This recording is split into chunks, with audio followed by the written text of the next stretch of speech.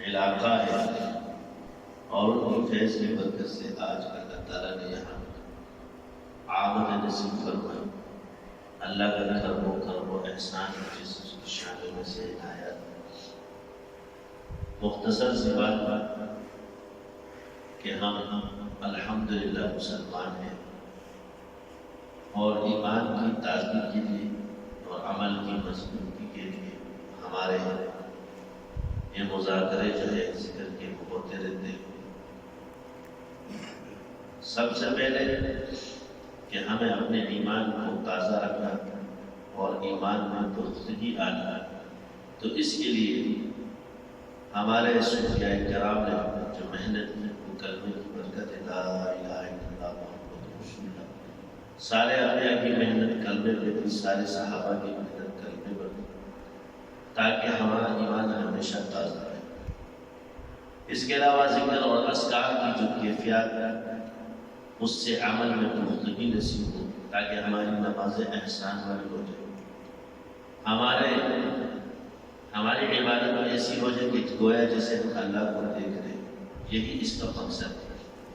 اور الحمدللہ اس کو سمجھنے کے لیے مدارس قائم ہیں، جس کے اندر قرآن اور حدیث کے درس دیے جا رہے ہیں، اور اسی کی برکت سے مسجد آباد ہے، اور انہی کی برکت سے ہمارے یہ علاقے علم کے نور سے منور ہے۔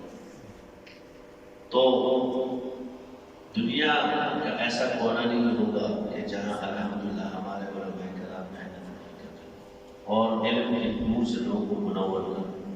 ہمارا مقصد جب علم ہے تو اس کے ساتھ ذکر بھی شروع ہو جائے، اور علم اور ذکر سے لوگوں کو مزین کیا جائے کہ ان کی دعوت میں اثر پیدا ہو جائے، وہ اللہ کے ہاں مقبول ہو جائے، ہم لوگ بھی مقبول ہو جائے۔ اور اس کی اصل چیز کیا ہے؟ انما الاعمال بالنیات، کہ ہماری نیت خالص اللہ کے لیے۔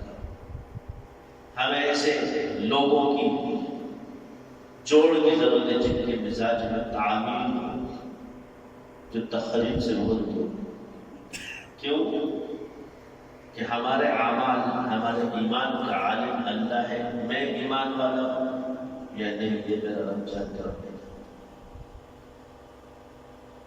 میری نیت کیا ہے یہ میں جانتا ہوں، میرا رب جانتا ہے۔ باقی کسی کو اس کا پتہ نہیں چلتا کہ میری نیت کیا ہے۔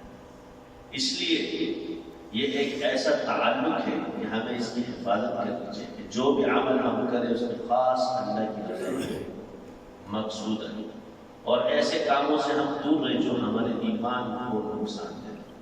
شرک ہو گیا، کفر ہو گیا، بدعات ہے ایسے خطرناک جس سے انسان گمراہی میں چلا جاتا ہے۔ اللہ ہماری